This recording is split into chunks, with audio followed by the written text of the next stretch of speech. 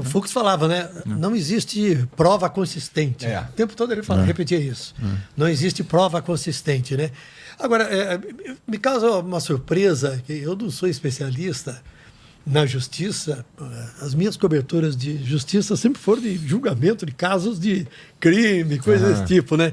Mas se o Supremo, em março, decidiu que uma turma poderia julgar o presidente da República e pessoas acusadas ou suspeitas de crime contra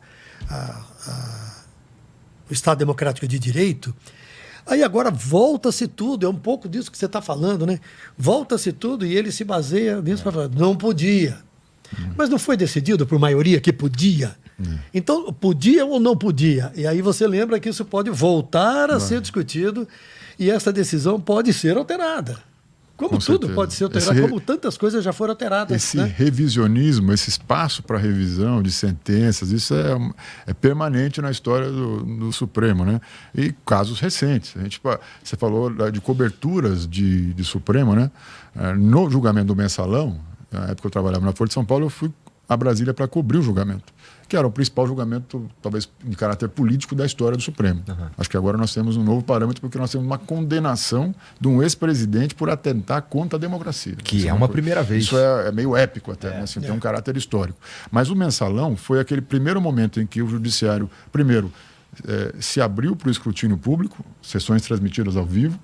Os ministros, todo mundo sabia o nome do ministro Joaquim Barbosa, Lewandowski. Aliás, foi onde teve o maior embate em termos de duração de votos até ontem, né, que tinha o voto do Joaquim Barbosa como relator do Mensalão, foi de, salvo engano, 12 horas, e o voto do ministro Lewandowski, que era o revisor, foi de 12 horas e 30. Só que um voto fragmentado, em vários dias de julgamento, não foi na sequência. Então, tinha sido o recorde anterior, segundo os relatos que eu recebi. Mas naquele momento, você tinha o Supremo, a opinião pública olhando para o Supremo. Foi talvez a primeira vez que as pessoas começaram a entender o nome dos ministros, como é que funcionava o revisor, o relator, pé de vistas, e aí o bastidor também. E de lá para cá, eu acho que esse processo de politização do judiciário ele só se aprofundou. Hoje, assim, o judiciário decide quem ganha eleição, quem perde eleição, quem tem condições de disputar, quem não pode disputar. Os políticos estão sendo encarcerados, porque tem a lei da ficha limpa, porque tem uma série de novos apetrechos judiciais que permitem isso. Mas o fato é que o Supremo hoje está no centro da discussão. E assim, vamos falar um pouquinho sobre o futuro, né? Mas é curioso que eu acho que esses dias de clima de Copa do Mundo que a gente viveu, né, essas últimas semanas, eles mostram que de fato, há uma discussão na boca do povo, as pessoas estão falando sobre o Supremo, seja para elogiar ou para criticar. Sim. O Supremo é um ator político central hoje e acho que vai pautar um pouco esse debate eleitoral. Eu acho que aí tem uma preocupação do ministro Alexandre de Moraes em talvez sair da ribalta em algum momento. Porque a eleição vem ano que vem. A eleição presidencial está aí, contratada, o Supremo será tema nessa eleição. Candidatos vão defender que o Supremo está cometendo arbitrariedade. Sim. Outros vão defender as condutas do Supremo. Será que é interessante para esses 11 ministros estarem ali na ribalta, no processo eleitoral, que não compete a eles? É a decisão do eleitor sobre quem vai presidir o país. É o Executivo.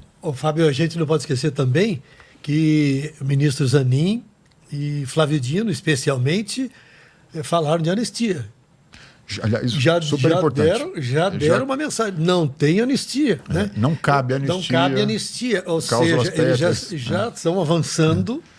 Esse terceiro tempo aí que vai ter, essa prorrogação... Esse julgamento que não acaba, assim, já tem ali, o Supremo já firmou também um entendimento sobre o que vai acontecer. Se for aprovada a anistia, vamos derrubar aqui, vai ser inconstitucional. Né? Então, por isso que, assim, de novo, termina e não acaba, e a gente tem que levar em consideração que hoje nós temos uma configuração do Supremo. Conforme for o processo eleitoral, a gente pode ter no final, por exemplo, de 2030, uma configuração completamente diferente. Em 28 sai Fux. O primeiro é o Fux.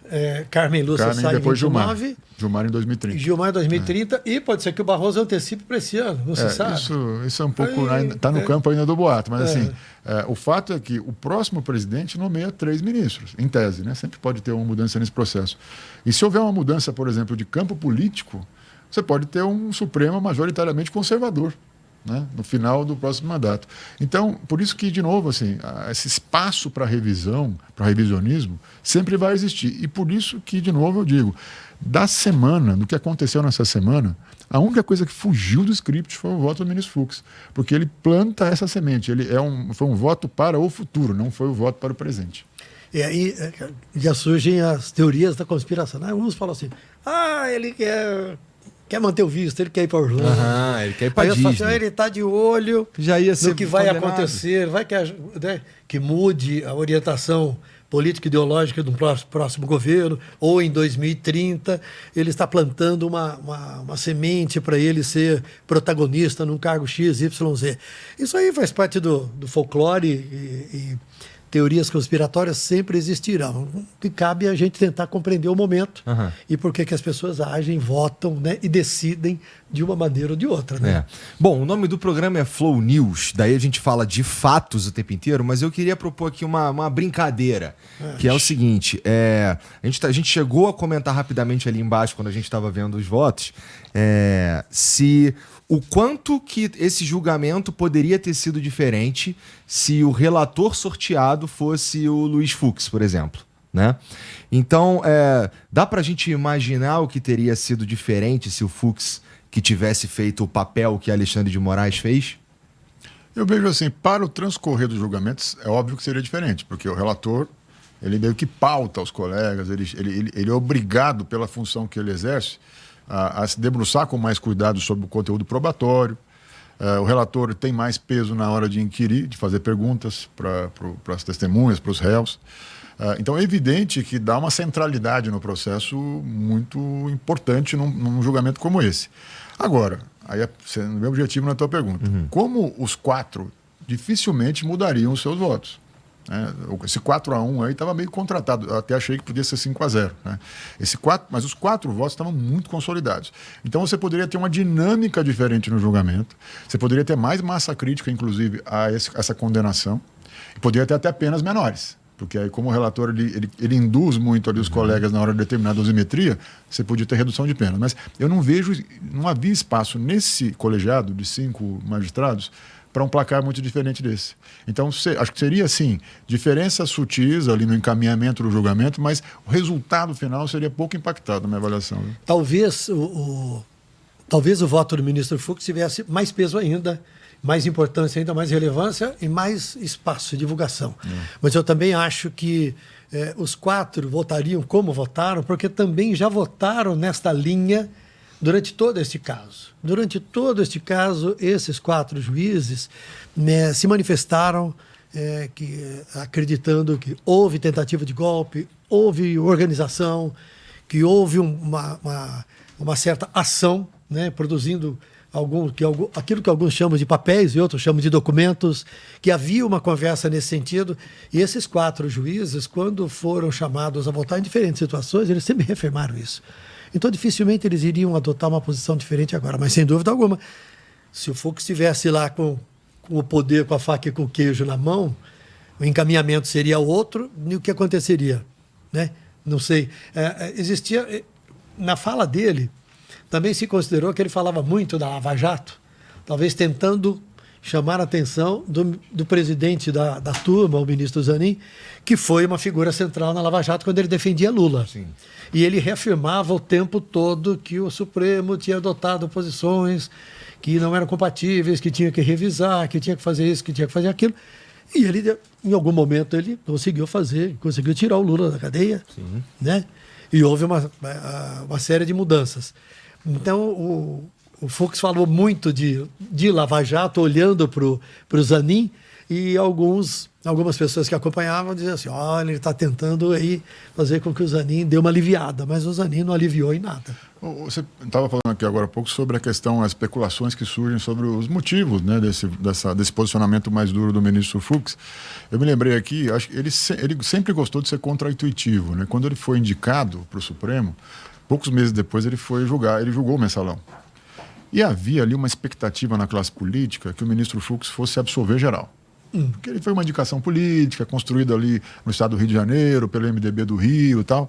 E ele veio no julgamento e foi muito punitivista. Assim, ele foi para cima mesmo. Café? Não, obrigado. Ele foi muito incisivo nas suas penas no mensalão. E na época foi uma surpresa também, o posicionamento do ministro Fux. Ele, nos últimos meses, os relatos que eu obtive, é de que a expressão que me contaram é assim, o ministro Fux gostou de criar um dissenso. Ele gostou de ser uma figura que, olha, tem algum ministro dizendo que não é bem assim, que tem alguns abusos, que tem exageros. Ele gostou dessa posição. Ele estava frequentando alguns fóruns que... Estou com você, concordo com você e tal, porque a opinião pública interage com os ministros o tempo inteiro, né? Principalmente quem circula. O ministro Fux também sempre foi, é curioso isso, né? Ele sempre foi um personagem no mundo jurídico que foi para Brasília, mas ele não se incorporou àquele establishment do poder de Brasília. Ele sempre, diferente dos outros ministros, do Barroso, do Gilmar, que estão em todas as festas, todos os eventos, o ministro Fux sempre foi um ministro do Rio, em Brasília. Então, assim, a base, entre aspas, a base eleitoral do ministro Fux é o Rio de Janeiro. Sim. Não é aquele círculo do poder de Brasília. Então, muitas vezes, ele é impactado por esse tipo de demanda. Fala assim, olha, a sua base eleitoral está indo para que lado? Então, tem uma oportunidade de você comprar uma bandeira que é a bandeira do dissenso. Mostrar, e assim tem que ser... tem uma discussão que se trava, né, hoje assim, no bastidor em Brasília, que é a questão da a formação dessa coesão, dessa unidade da corte, né? E de quanto o Supremo reflete o Brasil. Eu acho que o voto do ministro Fux ontem, ele reflete o que quase metade dos brasileiros acreditam. É verdade. Assim, não podemos questionar isso, são fatos. Sim. E eu acho até importante, e o ministro Alexandre de Moraes acho que vai entender no médio prazo isso, porque ele é politicamente uma figura muito habilidosa. Era importante que esse julgamento tivesse um contraponto robusto, porque ele representa uma parcela muito importante dos brasileiros. E um julgamento que fosse ali uníssono, no mesmo sentido, sabe, monolítico, ele poderia passar uma mensagem de que a configuração do Supremo não está respeitando o que o Brasil profundo pensa. Então, acho que tem um pouco isso, tem um pouco de querer mostrar ser contraintuitivo, ser contracorrente, mostrar que, aqui não tem um pensamento único, mas também tem uma resposta para as bases, entre aspas, as bases eleitorais, que não é estrito senso, não existe base eleitoral para o ministro Supremo, mas as pessoas votam para suas casas, dialogam com a comunidade, né, participam da academia, participam de discussões na mídia. Então, acho que o ministro Fux ele demarcou a posição, assim, e no futuro é bom a gente lembrar, né, essas coisas mudam, né, politicamente o Brasil não muda, capota, né, então tem uma perspectiva de poder, se mudar essa perspectiva de poder, ele vai estar muito bem posicionado. Né? Claro, você está falando dele ser um cara diferente sobre o aspecto jurídico, mas ele até, de certa forma, é tratado como sendo uma figura meio folclórica, né? Há muitas brincadeiras com o cabelo dele, né? Jiu-jitsu. O jeito dele, ele é roqueiro. Jiu-jitsu. Ele é lutador, ele é roqueiro, ele canta, ele vai à festa, ele toca. Será que ele vem nos podcasts também? Ia ser legal, né? Já está feito o convite, vamos fazer o convite aí. Vamos fazer o convite, ministro, vem aqui conversar com a gente. Porque acho que essas questões, essa tua pergunta e essa dúvida nossa sobre as motivações, então acho que é a pergunta que hoje é a pergunta do Brasil hoje, né? O que aconteceu? O que o Fux fez? E eu acho que ele pode ter algumas explicações técnicas, mas vai ser difícil ele construir assim um raciocínio coerente com as últimas decisões dele. Eu acho que isso que mais surpreende, porque não era previsível, porque ele vinha adotando tomando várias decisões, endossando tudo que ele contestou ontem. Então, veja que essa contraintuitividade pode ser uma coisa muito mais alinhada a uma abstração coletiva, que é o Brasil tem visões diferentes sobre esse julgamento. Agora, eu te pergunto, será que isso muda a percepção dos brasileiros em geral, ou muda a percepção de quem está lá fora olhando para esse processo? Que tem muita gente importante no mundo todo olhando, né? A imprensa mundial toda acompanhando isso aí, porque se desse 5-0, todo mundo vai falar assim, bom, também... Isso aí estava marcado, deu 5-0. Inclusive, não foi 5-0, foi 4-1 com este voto, e nós estamos falando aqui a meia hora do Fux, do voto do Fux, e não dos votos dos outros, né? Será que isso muda a percepção das pessoas?